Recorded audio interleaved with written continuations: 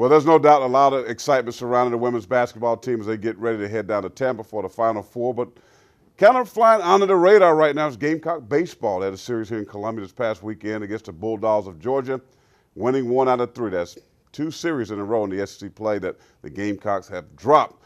Brian Handown joins as he does on Monday nights to talk baseball, and things are tough right now for the Gamecocks. I mean, on the road, I kind of understand. Missouri's a good baseball team. Mm-hmm. But at home at the Ray, South Carolina normally pretty good, but they struggled against Georgia. You know, they did, and it was good to see them salvage the win on Sunday because – and then they took a youth movement to do it. Chad Holbrook was saying he'd been trying to figure out who's going to be best in this lineup, what chemistry to go with, and he started 4 freshmen and then another freshman on the mound on Sunday. If the older guys aren't getting it done, it just shows that Holbrook's willing to do whatever it takes, you know, to get a lineup out there that can win, and it proved in the pudding when they won 8-5, you know, and it was good to see.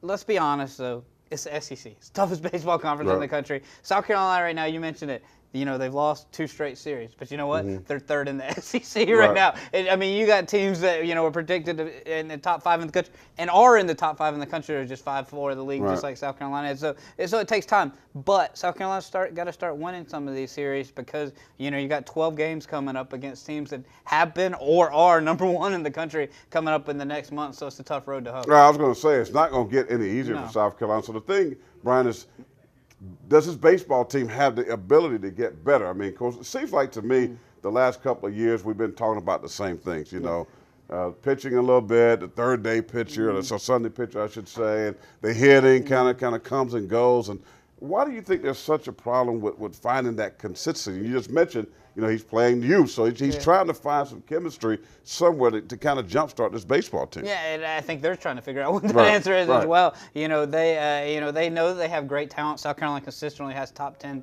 classes in the country. You know, South Carolina baseball, people want to play at South Carolina, but yet you're right, that's just not going the way they want right now. But they do have the ability. They were 17-3 at one point. They won 10 straight at one point, so it shows it can be done. But, you know, they're going to have to get, you know, more hitting than from Kyle Martin, Alex Destino, even Max Schrock. You know, Kyle Martin was 5 of 10 in the Georgia series alone, and it's hitting incredibly well. But you need other people to do it as well. You know, they're starting to get there. But like I said, it's got to start soon. It needs to start real soon. Of course, the Citadel, they'll play in the midweek game, and that didn't help. What happened last week? I mean, you lose a midweek game. I mean, these are games that they normally would win those. I mean, so I think from what I'm hearing from fans, is that's the issue. I mean, the SEC is the toughest conference. We know that. But when you start dropping those midweek games, now folks start to question, you know, the leadership of the program and things like that. That's my concern, and I hope folks don't jump off of the wagon right now. Yeah, you don't want to jump off Chad Holbrook right now because this is a team.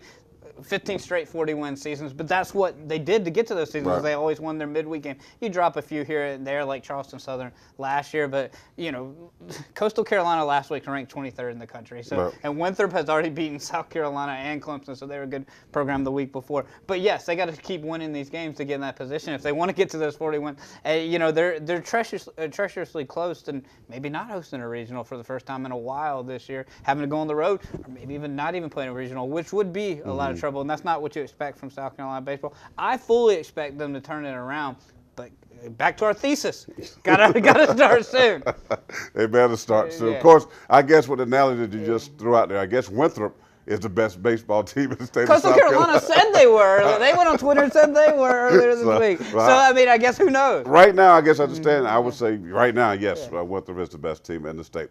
All right, that's going to do it for sports. We'll come back and wrap things up here in just a moment.